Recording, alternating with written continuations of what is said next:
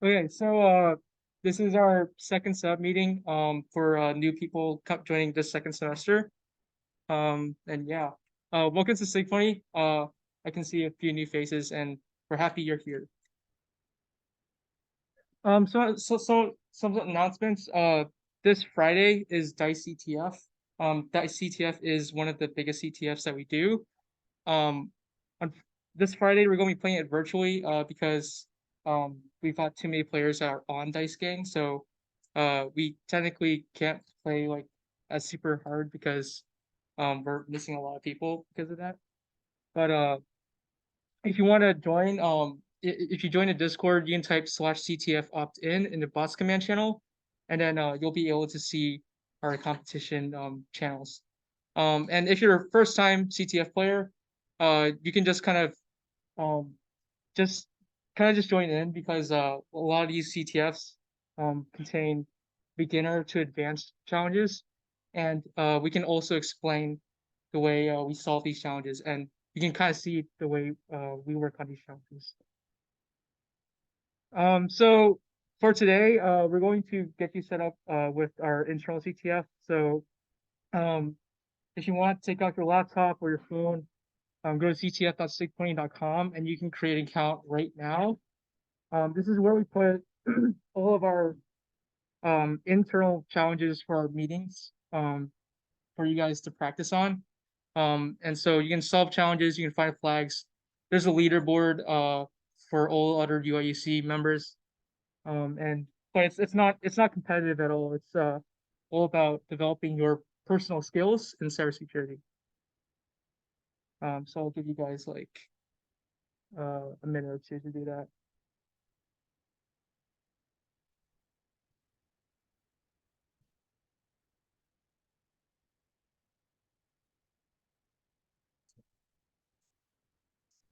Yeah. Uh, so this is an obligatory don't get arrested slide. Um, I honestly this was created before me, so I'll just kind of say just don't do anything illegal. We're going to teach you stuff essentially that you could potentially use for illegal things. So what we're saying is don't do it. If you do it, we're not responsible. Um, and we would not support you in any way. If you do something illegal. Um, and yeah, just know it. Hacking is illegal if you have unauthorized access. And on our own personal servers, we give you access to attack certain things. So that way you know how these things work in real life. Okay, so once you create an account on ctf.sigpwny.com, you should see a new challenge. It should be public. It should be in welcome or setup. Should be under setup category. You guys don't see it. Okay, yeah, it could be solved. Yeah, so the SIGPwny setup v2, that's what we call a flag. If you find the corresponding challenge for the meeting flag and submit it there, you'll earn points. So this is just that's just kind of a basic idea of what a flag looks like. And when you solve challenges, you'll get a flag which you can submit to the CTFD for points.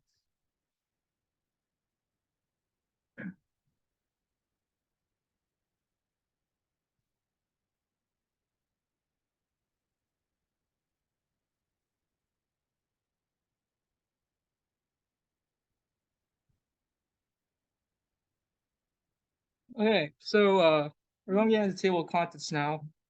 We're first want to explain like the basics of shells, the Linux terminal, how to get a terminal on Windows and Mac. And then we're going to get into how to install tools that we use like Ghidra and Pwntools. And then we'll go over some start commands and other getting started topics. Okay, so the terminal, it's where things happen. According to Ravi from our one of our former presidents.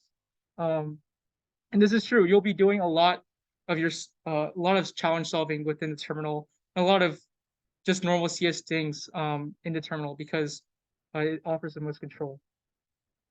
So the terminal kind of looks like this. Up to the left is Mac. Top right is Ubuntu.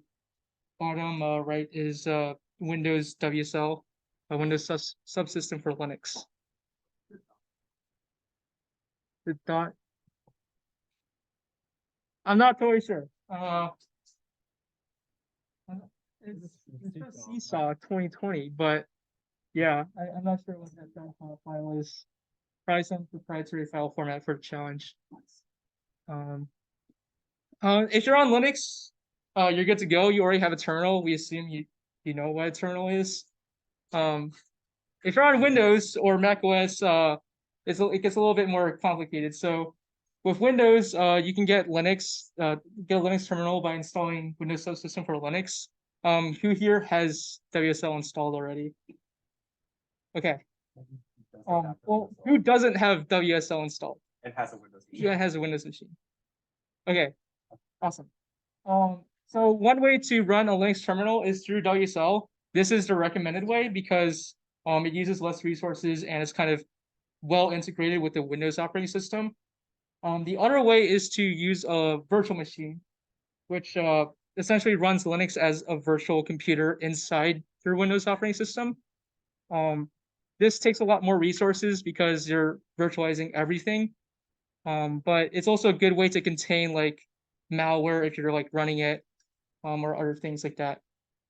If you're on Mac OS, the built-in terminal will mostly work fine for a lot of things you do. Unfortunately, people on M1 Mac might find difficulties running some of the challenges that we have because the challenges are built for x86 platforms, and people with M1, M2 chips won't be able to do that as well. So for that, we recommend using our Docker container. There was recently an update to Docker that allows for a much better x86 virtualization on Mac OS. We'll go through that towards the end of the presentation. Yeah. And it's very new, so we assume you guys don't have that set up. And we'll go through it again. And so you might be wondering, you probably, if you're on Windows, you've probably seen PowerShell or a command prompt. Those are terminals too. Those are shells, but they're limited in tools and they don't have the capability that we usually need to solve challenges compared to Linux-based terminals. So quickly going over how to install Windows Subsystem for Linux. So if you're on Windows and you have not installed WSL, you can take your laptop out now and we'll kind of walk you through the steps. If you need to reference these steps later on, we'll have the slides posted in the Discord. And also this recording will go up on the Discord as well.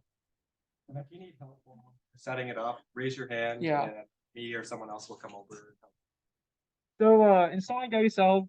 So first thing you're going to do is you're going to open command prompt as administrator. So start button, CMD, right click, open as administrator.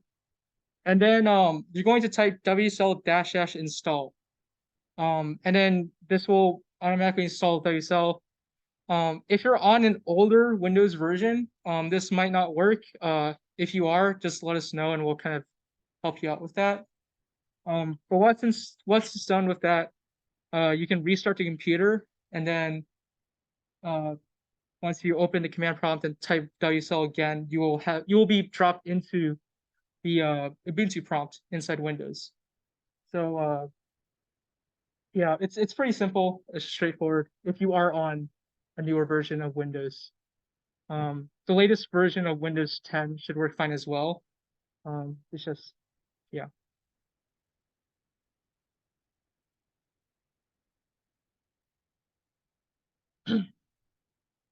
Keep going and then Yeah. keep open.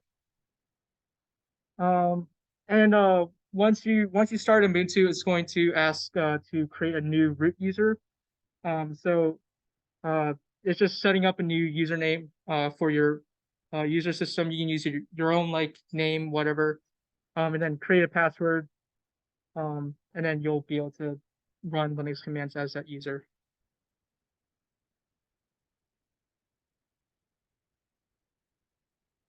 Do you have a question or comment or issue? Or... So this will just appear once you type WSL for the first time. It'll just add these prompts for your username and password. Just set those as whatever you want them to be for your username on WSL. So if you're on macOS, as I mentioned earlier, you can just start the built-in macOS terminal by just command space and terminal. But as we said, it's not completely fully featured for if you're on Intel Mac, this is usually fine. But if you're on M1, M2 Mac, you will need the Docker setup.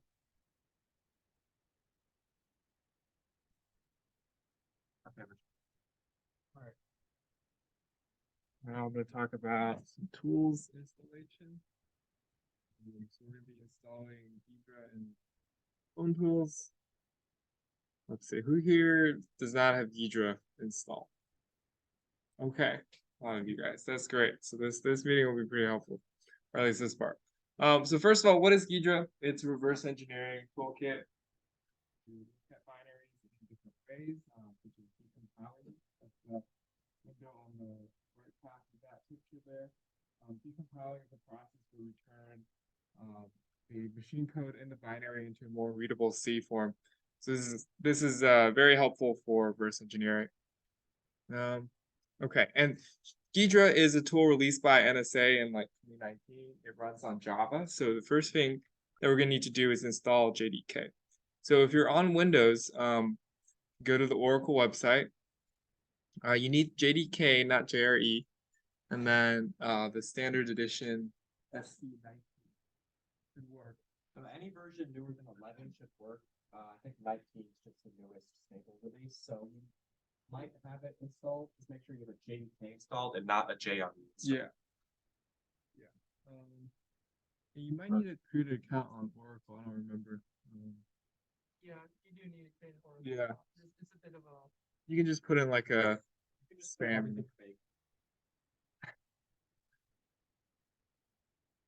And again, if you guys have any questions, just raise your hand, and one of the helpers will come by and help you. Okay, and if you're on Mac, you can install JDK with Brew. You can also install JDK from the Oracle website. Just whatever way is easiest for you. So this is installing it with Brew. You can just look up Brew how to install Java for more specific instructions, or you can just copy this from the slides. We'll post the slides in Discord. And then this is kind of important. If you install it with Brew, your computer won't be able to find it. So you need to run. If you need the output after Brew install to tell you to do like this sudo ln, and then from the command line, just do the run java -version and verify that you have the JDK installed. And the process for macOS users or for M1 users. Yeah. I can borrow your laptop. Okay. Actually, I think it's gonna connect, but. Oh, right. Okay. Back to Java. So you need to add it to your path also if you don't have that already. That lets your computer know where the Java binary is. So these are steps for installing Java. Again, this is for installing JDK if you don't already have it. If you already have Java, you're good. Again, if there's any questions, feel free to raise your hand. One of the helpers will come by and help you. Okay. And then on Linux,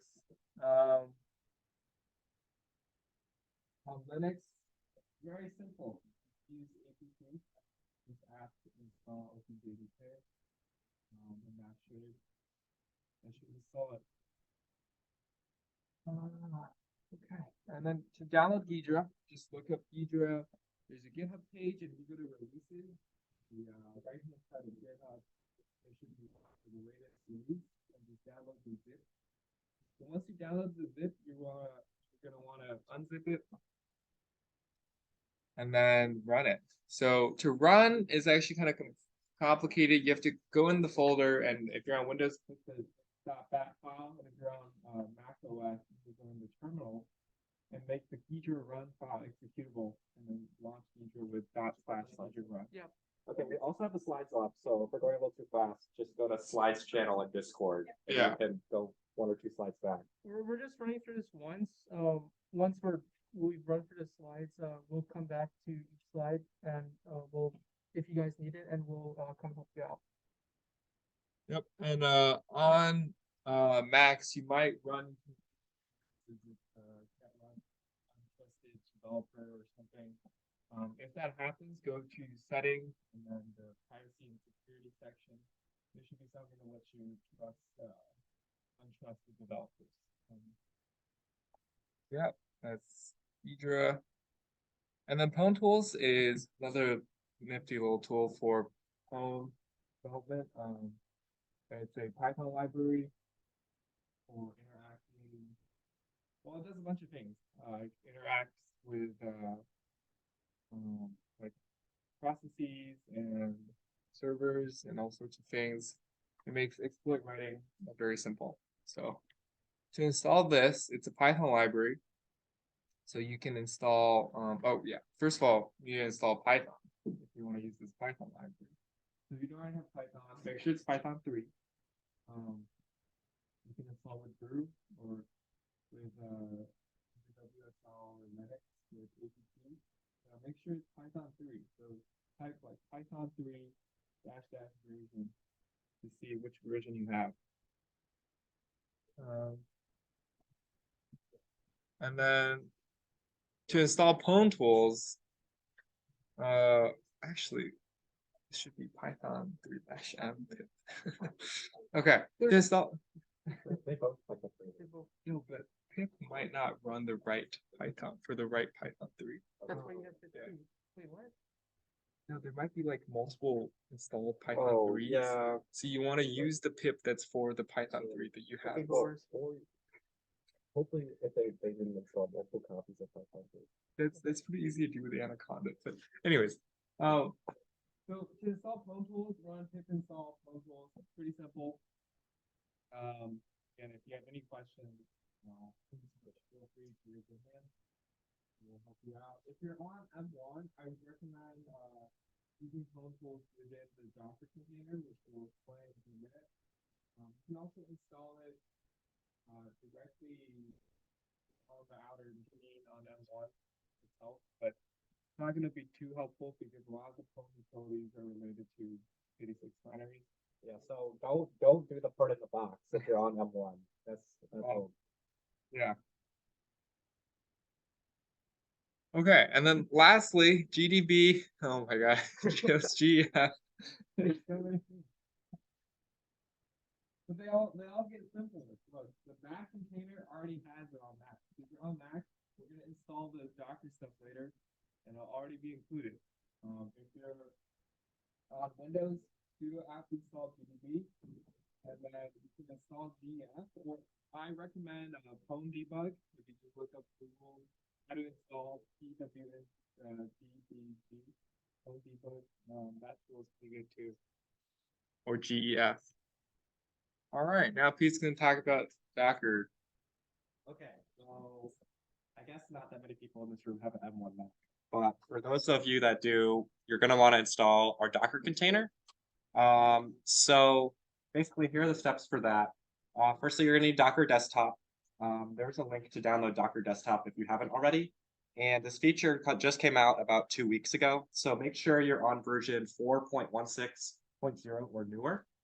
And after you do that, you're going to have to enable 2 settings. There's an experimental setting for use Rosetta emulation for x86. And that's really the key setting that will let us run this well. After that, just run these 2 commands in your terminal. You're going to clone our Docker container and then cd into that folder. And then I've made 2 scripts for you guys. The first one's going to initialize a container. It's going to prompt you if you want a temporary or permanent container. I'd recommend a permanent container so you can save all the like packages you install and download over time. And then once that's been initialized or you exit out of it, you can do run.sh to connect to that later. Yeah, so just go to the slides and run those 2 commands once Docker Desktop is installed, and you should be good to go. Does anyone have any questions on not only this, but all the other stuff we've gone through in the past? Yes. Yeah, it's Yes. on our Discord. If you go to the meetings channel, it's under publications category, which is close to the top, you'll find these slides.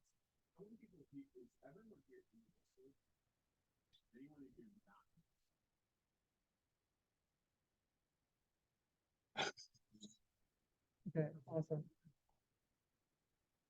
It's in which one? Publications? It's in publications / meetings. Okay, yeah. So it should be in the meetings channel under publications category, right at the top of our server. Does anyone have another question? Okay, cool. Okay, who here has finished setting up WSL who was setting it up? Or who's still working on setting stuff up? I guess raise your hand. Yeah. Okay. Okay, awesome. So basically, oh, also, if you're doing the Docker container, you can install an extension to get that working inside Visual Studio Code. But yeah, you can do that afterward. And then we also have a section for useful commands we're going to go over, and then we're going to show you guys a couple of beginner challenges. But we'll probably wait another 5 or 10 minutes so that people can get their machines ready before we go through those beginner stuff. So yeah, just raise your hand and we'll come over and help you guys. And then we'll go back to the useful commands and challenges in a couple minutes.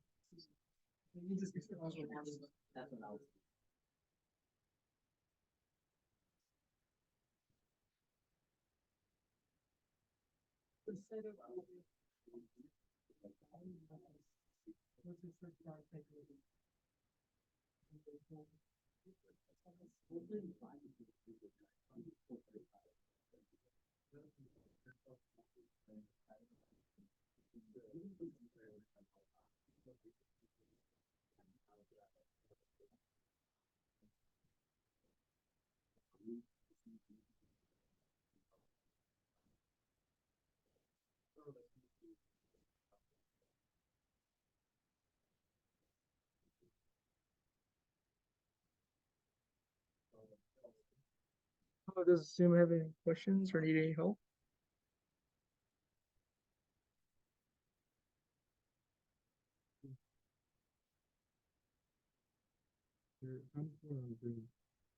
Yours.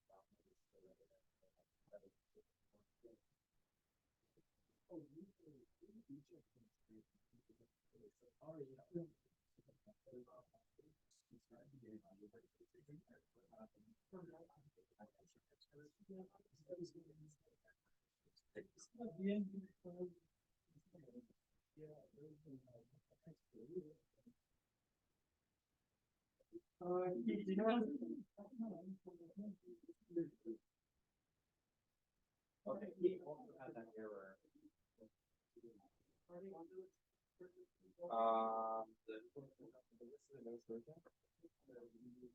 I said this up when I was on Ventura. That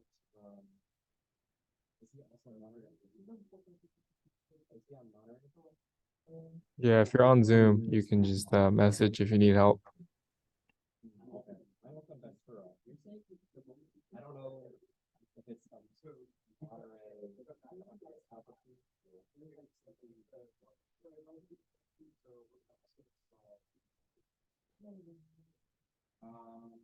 can you restart and then try it again? He told the issue might be just that it doesn't work on mine. So what I tried is I also figured out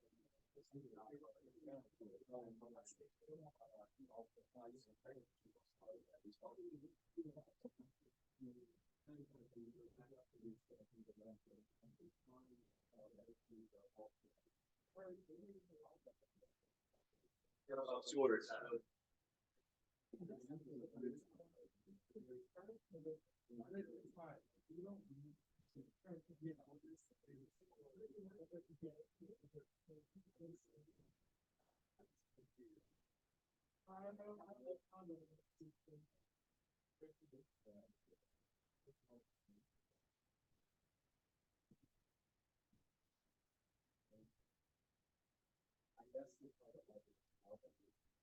Is there some like Rosetta thing you have to enable or like just on Mac generally? Right? Like do you have to enable Rosetta on Mac generally or what? You do. That's a good point. Can you look that up? Yeah. I forgot that. Maybe it's not, I don't think it exists on moderator. Rosetta exists on Monterey, but you have to run a Rosetta command. It's like enable Rosetta. The doctor thing. Oh, enable Rosetta? Yeah, like push a command to enable Rosetta on that. I'm not saying like Rosetta doesn't exist. I'm saying that Dr. Data feature for use Rosetta for anyway. It seems like it exists. It didn't pop up for them. Yeah, it's on moderator. Just like, did he go to the other setting first? Okay, You have I'll show you. synchronization, but just I think there's for this software update dash install Rosetta. Do this one though. Yeah. Create a license. Okay. Mac users. I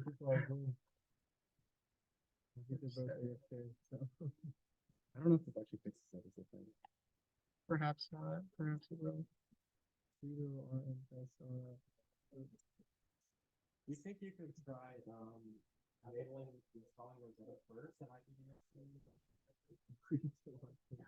That's all you need to do something. like in your terminal can you run that top command for the enable? Yeah, so open the macOS terminal.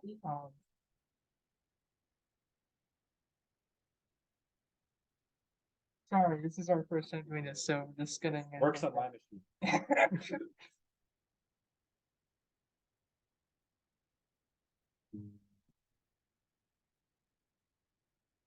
But yeah, you're probably gonna want to make sure.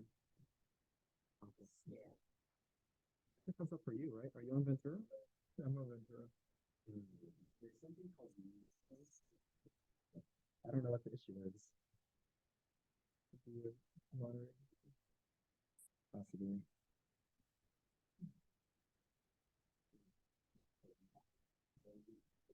If not, we'll just force everyone to use Ventura, I guess.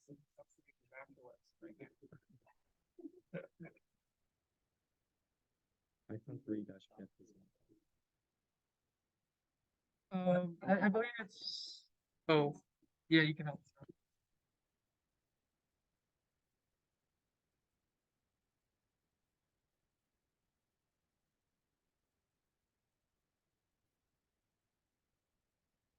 Do you need pip installed to run?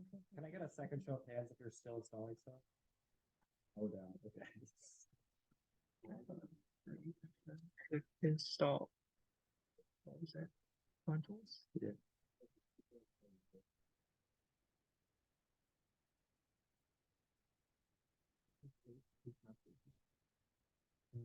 I'm gonna go through useful tools and then what we should solve next.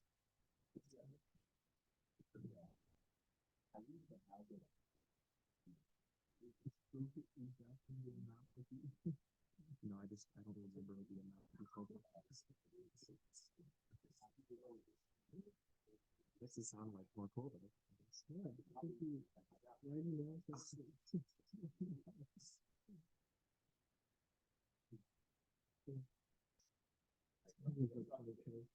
we could probably have a slide for like what steps for challenges.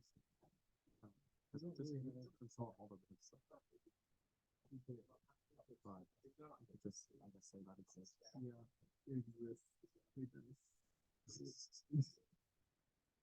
Bandit is a good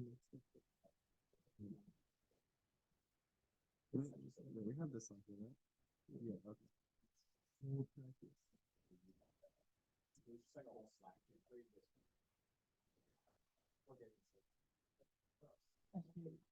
Did you run the enable Rosetta command? Oh, yeah,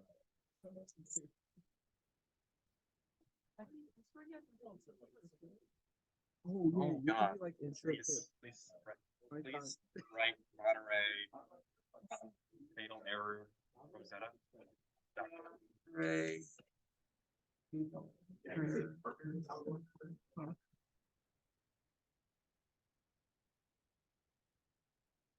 Wait, that's not. I don't know. Known issues? Oh, it's no issues for.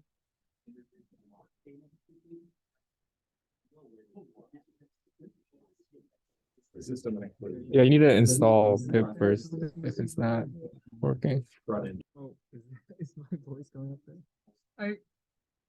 I don't know. Yeah. You need to install pip. Like I was not on this thing before. What? It was. It was fine. It was definitely on there. You didn't. I swore we had instructions to install pip. No, install pip. Like, in general. Yeah. You need to sudo apt install Python 3. Oh, see issues this. We probably don't put down on known issues because of the fact that Python 3-m is sure pip. Oh, we already messaged that. I don't. What was this response? Whereas install. That's good. They go to this GitHub issue.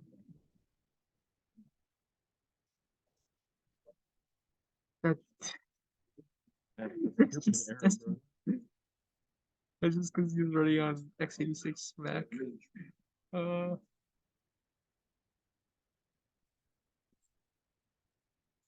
Yeah, click on the first one. First recent one. That's for Intel Mac.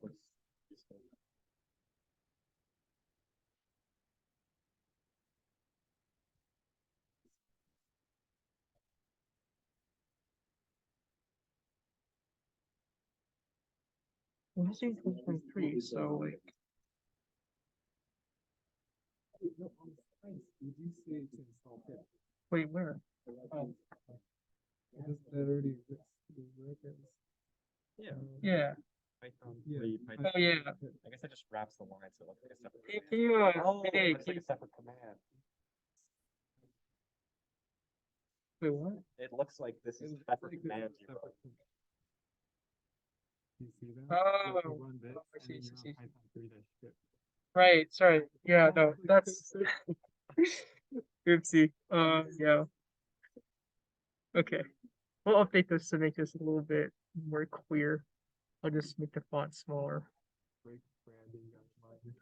Or you could just put two separate commands. You make it wider, or yeah, just put it. Yeah, yeah, yeah, sure.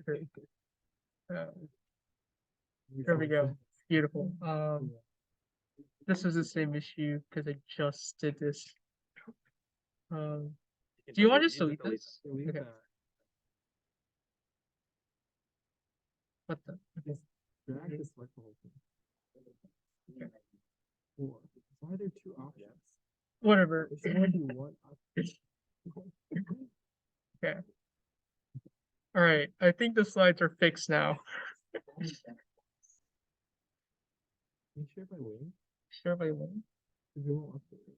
Or The PDF. Oh yeah. Well.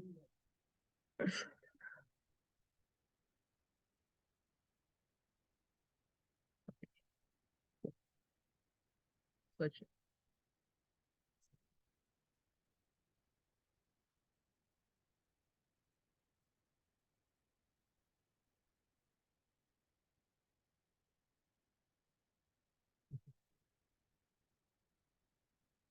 oh, that's so cool. What? What do you mean? You can just copy the image. Yeah.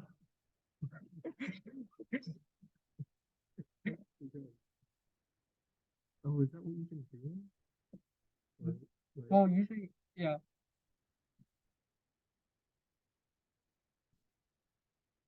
I do want to know why Rosetta isn't working. Does he use Edge? What? Then uses Edge. Use the image.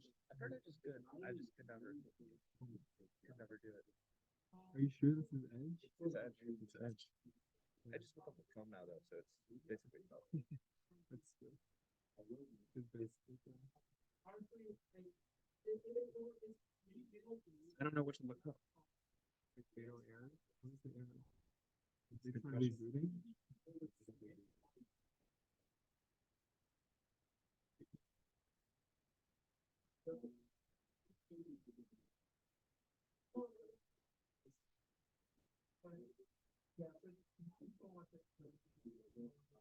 I don't understand the best courses. This is not learn. Oh. Untitled system register. Ooh. It sounds like they just have a bug in like their own Pwntools invention. Well, what is this? What is this? Oh, Here. This is oh, right. That's not. Oh my gosh.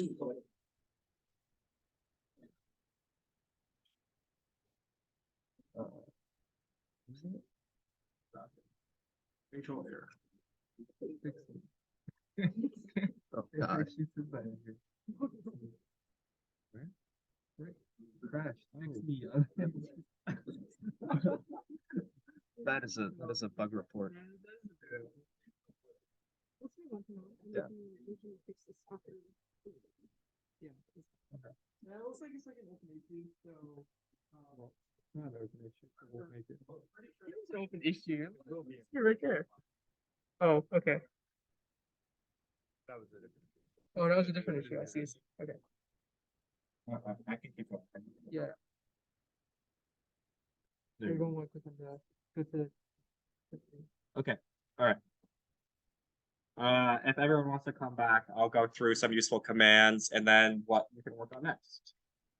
Yes, so here are some Linux commands. Most of these you might have already seen through CS128 and other stuff, lscd, mv. Cat is one you might not have seen before. Cat is going to output all the contents of a file.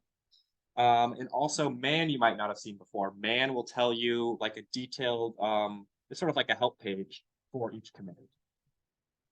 For context, man is short for manual, and cat is actually short for concatenate, which is you use it to like you can use cat on multiple files and it'll concatenate both files together, but you can just use cat just for you a single file. So that's why it's named cat. That's why it's named man. Yes. And then for connecting to our challenges, here's a couple useful ones. NC, that stands for Netcat. So Netcat's gonna let you connect to a text-based connection over the internet. So a lot of our challenges will be in the format where we'll give you a website or an IP as well as a port. So you'll do netcat IP port to connect to that. Curl and wget allows you to download content for the URL. And then SSH lets you connect to a couple of the challenges, beginner challenges, like a remote shell. Yeah, so Netcat's going to connect using ports. So computers will open ports, or basically like a tunnel into your computer that will allow you to, like, I guess, access it. So you might access a specific port. SSH is normally on port 22. Popular services like HTTP are like port 80 and stuff like that. So when we give you the port, you make sure you put it in, because we have only allowed you to connect to our service on a specific port. Yeah, the port, I guess, adds sort of, it's kind of like a unique URL in a sense. Maybe Minrich. If you want to think about your computer as a house, so your computer, your house is your computer. It has an IP address, right? Like your house has an address. Your computer has an IP address, and then the port number is essentially, if you think about it, it's like a way to get inside your house. Like it could be a window, it could be a door, it could be the chimney, and anything that's like a wall would represent like a closed port. So as you can see, there's a lot of ports on your computer. There's 65,535. Not all of those ports are open, right? Only ports are integral to keeping your system running or to connect to outside services. Those ports will be open. So on our servers, we have open ports which run services like a website or a phone challenge that you connect to by specifying the IP address and the port number. So that's just some networking terminology. You'll learn a lot more about this if you take like some networking classes here, or just doing more of these challenges, because you'll learn a lot of networking fundamentals through CTS as well. Yes, okay. So now that we're set up and I gave you a very shitty rundown of Linux, what can you do now? So the first challenge we recommend you guys start at is Bandit. So if you guys go over to the Start Here tab of our site, you want to click on the Over the Wire Bandit and click on the first challenge there. So Bandit is a series of challenges that give you practice with the Linux terminal and let you really practice what these commands are and how you use them well. So it's pretty good introduction to how to run commands in Linux and what exactly you're doing. So the first command you'll use to connect to it is SSH. So this is how that would look on your machine. Bandit 0, in this case, is a user. That URL is actually the IP or like address, and then the -p at the end is specifying which port we want to connect to. Yes. Does anyone have any questions on that? Yeah, so some other challenges we have up. We also recommend, once you've done Over the Wire Bandit, you can try the Bandit one. Those are also pretty good. The shell category has a couple. Actually, I might as well just quote the site.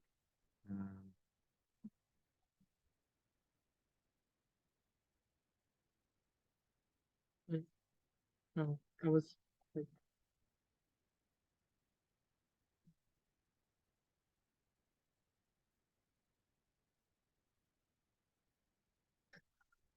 Hello.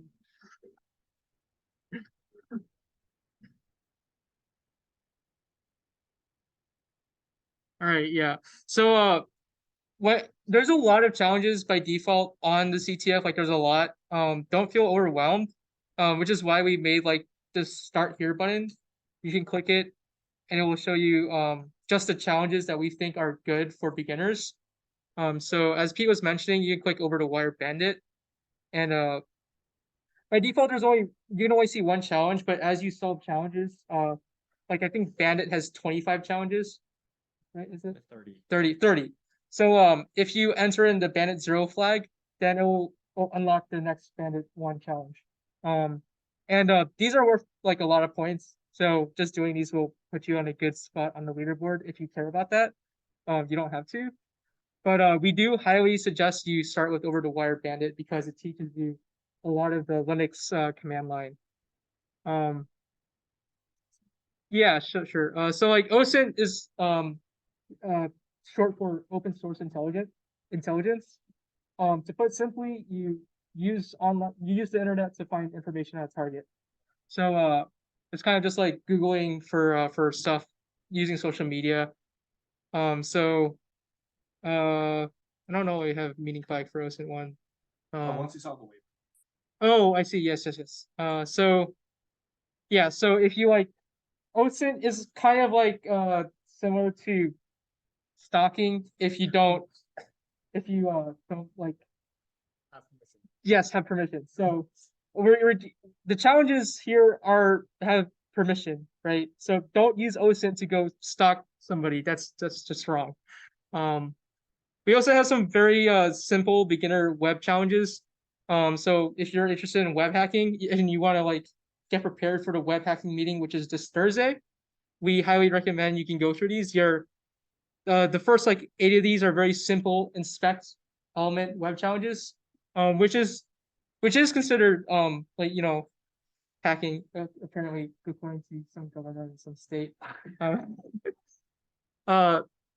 You can also check out these other challenges too. They're quite fun. And yeah, we got cryptography. So if you're interested in like learning about how computers can exchange information securely, we got cryptography. Reverse engineering is one of the things you'll use Ghidra and GDB for. So if you've already installed Ghidra, essentially we give you a Linux binary. So it's not totally clear, but this file you download is a Linux binary, and so you can just run it on Linux, and it'll work. But in order to get the flag out of it, you need to open up in Ghidra or GDB, try to debug it and figure out what's going on. So if you want, I can actually. Do we have time for this? No, probably not. Okay. But you can open this file in Ghidra and you can figure out how to decompile the source code for it. We do have like examples in previous slides if you want to reference those from previous meetings. Just look up Rev 1, Rev 2 meetings. Maybe show them on our site where you can find that. Yeah, so if you go to SIGPwny.com, SIGPwny.com/presentation. It's also one of the top links here. You can find like So we recorded all our presentations from the previous semester and also previous years. So you can click on the link to go to the slides, and then that little YouTube button will bring you to the recorded talk. Yeah, so here's the reverse engineering 1 meeting. So you can view the slides for that. We talk about you can find so a lot of challenges we have include meeting flags. You can find all the meeting flags on our site. So if you want to start looking at the old content, you can do that, and you can solve those challenges and also get those points as well. So like this is all a great introduction to Ghidra. We recommend you checking that out as well. So we make all our content from previous semesters available. You can just find it here, and also YouTube recordings. Yeah, let's go through announcements. Yes. For next meeting. So next meeting. So this Thursday will be Web 3, which is advanced web hacking. We'll be going over server-side request forgery, template injection, and command injection. So these are a bit more advanced than like something like XSS, and we'd love to have you come and learn about it. And then next Sunday, we'll actually have a guest speaker, Rohit, who is a current student here. He found a macOS privilege escalation bug, and he was able to get a lot of money for it. So he's going to talk about how he went about discovering that vulnerability and reporting it to Apple. And then this Friday, as we mentioned earlier, is GDB GEF 2023. It's going to be virtual only. We're not going to be meeting in person. But we'll let you know when the next big in-person CTF event is. It's PBCTF. That's in 3 weeks, I think, 3 or 2 weeks. That one will be a great one. Everyone should come out. There'll be pizza. It'll be a good time. We'll be in Siebel. Yeah. Yeah. So yeah, that's those are the meetings. Also, honestly, feel free to meet in person.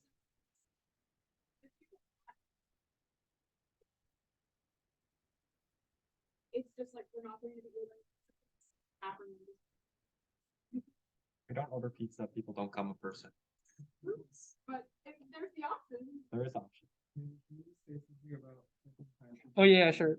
So when you're doing the Bandit challenges, or if you're doing anything on Linux and it asks you for a password, if you type in the password field, it won't show anything typing.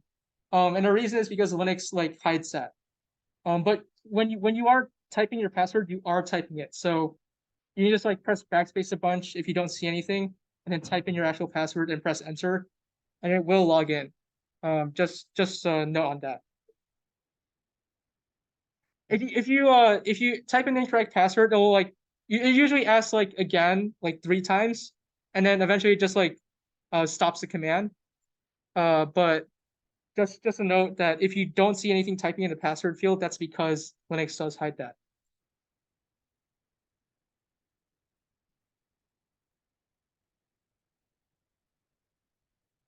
I recommend just writing down the passwords Yeah. you have, and the usernames you found. Yeah.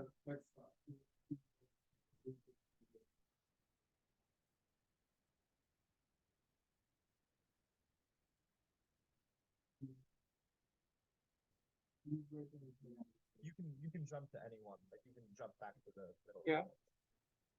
So the way Bandit works is you unlock the password for the next Bandit user, and you can save that password if you want to log into that user again. But each challenge is a different Bandit user. We just don't show all the challenges at the beginning because if there's 30, it's a big portion of the page. Yeah, let's give it up for Minh, and thank you guys for coming.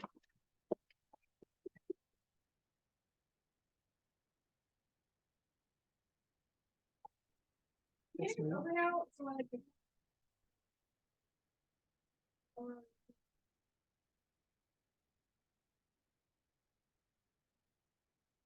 Thank you for joining us, Sim. Also, if you guys have any questions, feel free to ask them in the Discord.